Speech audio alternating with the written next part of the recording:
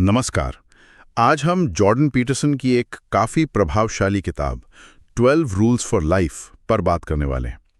ये किताब सिर्फ नियमों की एक लिस्ट नहीं है, बल्कि इसमें जीवन जीने के कुछ गहरे सिद्धांत हैं। बहुत लोगों को इसने गाइड किया है। हमारे पास इसका एक अच्छा सारांश है, तो चलिए इसके मुख्य बिंदु पर ज़रा गौर करते हैं। पहला नियम ये कहता है, सीधे खड़े हों, कंधे पीछे रखें। सुनने में तो ये बस फिजिकल पोस्चर की बात लगती है ना? हाँ, लेकिन पीटरसन इसे सिर्फ शारीरिक नहीं मानते, वो इसे आत्मविश्वास से जोड़ते हैं। उनका कहना है कि सीधा खड़ा होना हमारे दिमाग को एक सिग्नल देता है कि हम सक्षम हैं। अच्छा। हाँ, ये यहाँ तक कि हमारे ब्रेन केमिस्ट्री जैसे सेरोटोनिन लेवल को भी शायद प्रभावित कर सकता है। ये एक तरह से अंदरूनी व्यवस्था बनाने का पहला कदम है। ये दिलचस्प है।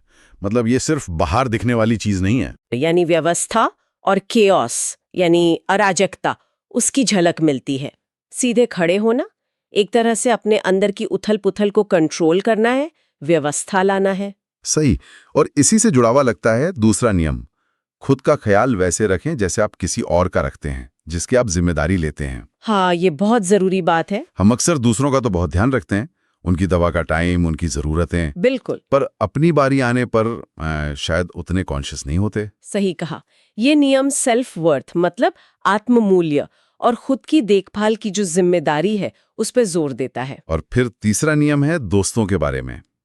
उन लोगों से दोस्ती करें जो आपके लिए सबसे अच्छा चाहते हों, यानी पॉजिटिव और सपोर्टिव लोग हों आपके आसपास। ये जो शुरुआती नियम है ना, ये दरअसल एक बुनियाद रखते हैं पर्सनल रिस्पॉन्सिबिलिटी की, खुद को संभालना, अपना मूल्य समझना, सही सोशल सर्कल बनाना। हाँ, ये सब बाहरी दुनिया की चुनौतियों का सामना करने की तैयारी है एक तरह से। बिल्कुल। और फिर आता है चौथा नियम, जो मुझे लगता है आज के जमाने में बहुत ही जरूरी है। कौन सा? अपनी तुलना आज के किसी और से नहीं, बल्कि कल के खुद से करें। ओ हाँ, ये तो बहुत ही महत्वपूर्ण है, सोशल मीडिया के दौर में तो खासकर। हाँ, वो लगातार दूसरों से कंपेयर करने वाली जो आदत है, वो हमें कहीं नहीं ले जाती। बिल्कुल, आपकी प्रोग्रेस आपकी अपनी है, किसी और के मुकाबले नहीं। और इसी पर्सनल जिम्मेदारी वाली थीम को आगे बढ़ाता है छठा नियम। अच्छा। दुनिया की आलोचना करने से पहले अपना कमरा साफ करें।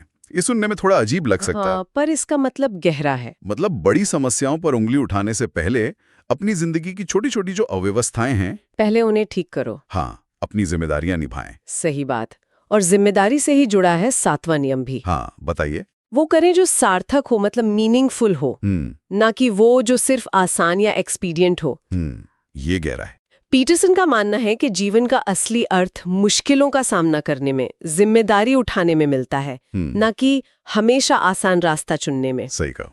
अक्सर मुश्किल रास्ता ही हमें आगे बढ़ाता है। बिल्कुल। और सार्थकता वो सच्चाई से भी जुड़ी है। 8वां नियम है, सच बोलें या कम से कम झूठ ना बोलें। हाँ, सच बोलना। सच्चाई जो है वो इस जटिल दुनिया में हमें रास्ता बनाने में मदद करती है। और इसी तरह 10वां नियम भी है, स्पष्टता से बोलें। ताकि लोग आपको समझ सके। हाँ, ताकि आपकी बात सही ढंग से पहुंचे, मिसअंडरस्टैंडिंग ना हो। ये नियम दिखाते हैं कि ईमानदारी और क्लियर कम्युनिकेशन कितने जरूरी हैं। एक नियम बच्चों के परवरिश पर भी है शायद, 5वां नियम। हाँ, वो कहता है कि अपने बच्चों को ऐसा कुछ ना करने दें जिससे वे आपको नापसंद होने लगें। ये थोड़ा सख्त लगता है सुनने में। हाँ, पर ये भी डिसिप्लिन, बाउंड्रीज और लॉन्ग टर्म रिलेशनशिप की बात करता है। मतलब पेरेंटिंग में भी जिम्मेदारी जरूरी है। ये सब नियम पर्सनल लेवल पर ऑर्डर बनाने और जिम्मेदारी लेने के इर्द गिर्द ही घूमते हैं। अच्छा, आखिर के 2 नियम थोड़े अलग से लगते हैं। जैसे 11वां, जब बच्चे स्केटबोर्डिंग कर रहे हों तो उन्हें अकेला छोड़ दें। इसका क्या मतलब है? ये असल में जोखिम, सीखने और मजबूत बनने की बात है। अच्छा। बच्चों को और शायद बड़ों को भी थोड़ा बहुत रिस्क लेने, गिरने और फिर खुद उठने का मौका देना जरूरी है। मतलब जरूरत से ज्यादा प्रोटेक्ट ना करें। हाँ, ओवर प्रोटेक्शन उन्हें कमजोर बना सकती है। ये जीवन की जो अनिवार्य अराजकता है उसको स्वीकार करने जैसा है। थोड़ा रिस्क लेना जरूरी है ग्रो करने के लिए।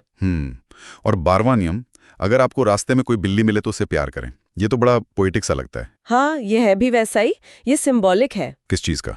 ये जीवन की जो मुश्किलें हैं, दुख हैं, उनके बीच छोटी छोटी अनएक्सपेक्टेड खुशियों को पहचानने और उन्हें संजोने का प्रतीक है। अच्छा। मतलब जीवन में तकलीफ तो होगी, अराजकता होगी, लेकिन सुंदरता और स्नेह के छोटे छोटे पल भी होते हैं। उन्हें देखना, महसूस करना जरूरी है। तो अगर हम इन सब नियमों को एक साथ देखें तो इनका सार क्या निकलता है?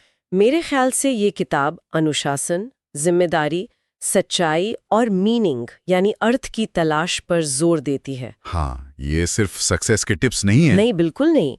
ये इस मुश्किल दुनिया में सीधे खड़े रहने और एक सार्थक जीवन जीने के सिद्धांत है। तो व्यक्तिगत स्तर पर व्यवस्था बनाना, सच बोलना, जिम्मेदारी उठाना। हाँ, और इसी से हम जीवन की जो अनिवार्य उथल-पुथल है, जो क्योस है, उसका सामना कर सकते हैं और उसमें शायद कुछ अर्थ ढूंढ सकते हैं।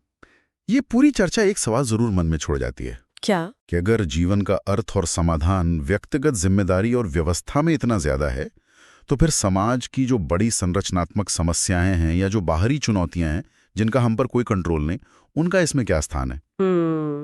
ये एक वैलिड पॉइंट है। या फिर ये सोचने वाली बात है कि इन 12 नियमों में से कौन सा नियम है जिसे अपनाना शायद सबसे मुश्किल लगे पर अपनाने पर फायदा सबसे ज्यादा हो? हाँ, ये व्यक्तिगत हो सकता है सबके लिए। सोचने वाली बात है जरूर।